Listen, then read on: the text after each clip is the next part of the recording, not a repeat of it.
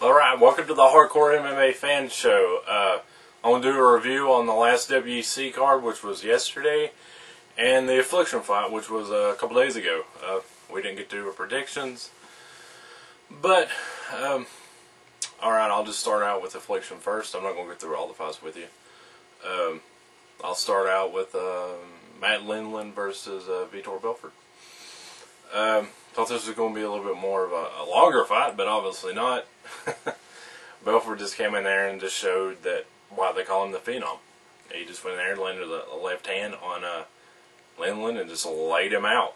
I actually didn't get to watch this live on TV, but I came home and got to watch it on the computer. But I was in awe. I was also scared. I was like, is there something wrong with Lindland? Because if you watched it, he could not get up. He tried his best. He had guys around him. He was holding on to them, but it was scary.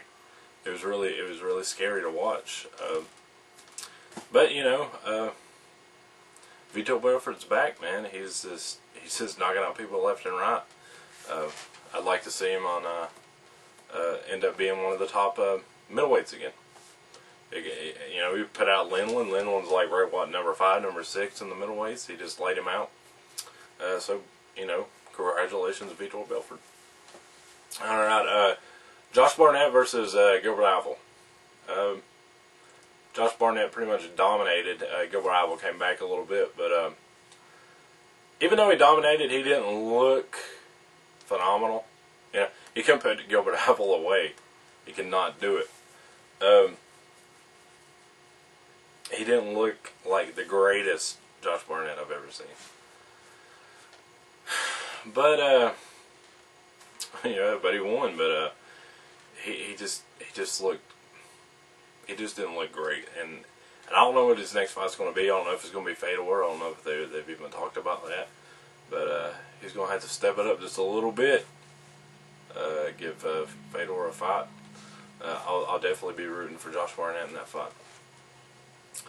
Okay, I want to talk about the last fight, Fedor Emelianenko versus Andre Arlovsky. I was rooting for Andre on this fight. He looked really good. He was doing really well until he done a flying knee and got caught in midair and laid out. This aggravated me, to say the least. I've not made it private that I'm not a Fedor Emelianenko fan like everybody else is. He just hasn't met anybody. He just hasn't met the guy who's going to beat him yet. Pure and simple. He's got one loss, but I don't understand the whole hype about him. A lot of the Pride fighters, if you've seen Vanderlei Silva, Shogun, all these fighters from Pride come into the UFC, Krokop, and they have got totally owned. I mean, they were so like pumped up in Pride, then they got over the UFC, and for some reason they just didn't perform well. Krokop got knocked out. Krokop got dominated. Vanderlei's got knocked out. Shogun's looking like he should be in a different organization altogether. It's horrible. I really like to watch these guys fight. Big Don just got knocked out, but that's not saying that his performance has been crappy since the UFC or Pride. He's done really well for himself. But a lot of these guys that come over from Pride have this mystique about them, and all of a sudden they've just shown that they're not as good as everybody thought they were. Maybe that would happen to Fedor if he came over. We don't know because it's not going to happen. That's just the way it is. You know, he's got this mystique about him that you just can't ignore. But I personally, I'll get a lot of hateful comments about this. I'm not a Fedor fan.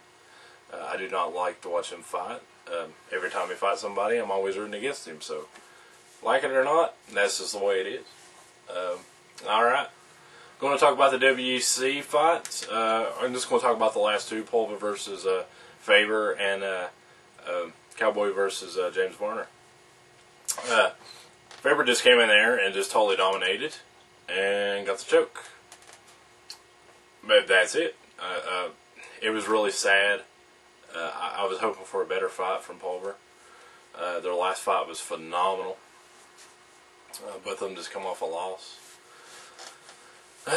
But it was really sad when Pulver got up and the guy was practically, he was crying a little bit, but he was pretty much saying that he's going to rethink his game plan. So he just felt like a really old 34-year-old, but the dude is a legend, and he's going to come back and hopefully dominate. I mean, the guy is just awesome to watch. Faber, on the other hand, he's pretty much thinking, I got beat once, and he's looking at that belt. And anybody stands in front of him, God help him, because I think he's going to get his belt back. He was just having a bad day then. He slipped up, got knocked out. That happens. I don't know if he's going to fight Brown for his belt or Leonard Garcia. That match comes in March 1st. It's going to be a really good fight. Both of these guys have really good knockout power. And depending on who wins that fight is who Faber is going to fight. So we'll see.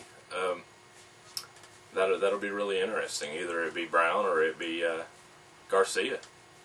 All right, James Varner Cowboy fight. The fight ended kind of controversially. Cowboy kneed James Varner on the ground. He caught him about what looked right here. And the doctors stopped it. They went to scorecard, and of course, Varner won the fight. I really hope they fight again. A lot of people have been saying that James Varner was still looking a way out of the fight, which I don't understand. Varner was pretty much ahead on the scorecards, I think. They were enjoying the fight. They were really, really into it, and I don't see why James Varner would want to fake it. These two guys were really, really happy to be fighting each other, and stuff happens. There'll be a rematch more than likely, and hopefully then we'll get to see end results of the fight. But all together, it was a really good card. It was really short, knockout and submissions all the way through. It was really fun to watch. Next WEC is March 1st. That'll be a title shot between Leonard Garcia and Brown. So check that out. And we got a MySpace. Check it out right here. The link should be right around here somewhere. And we will see you next time.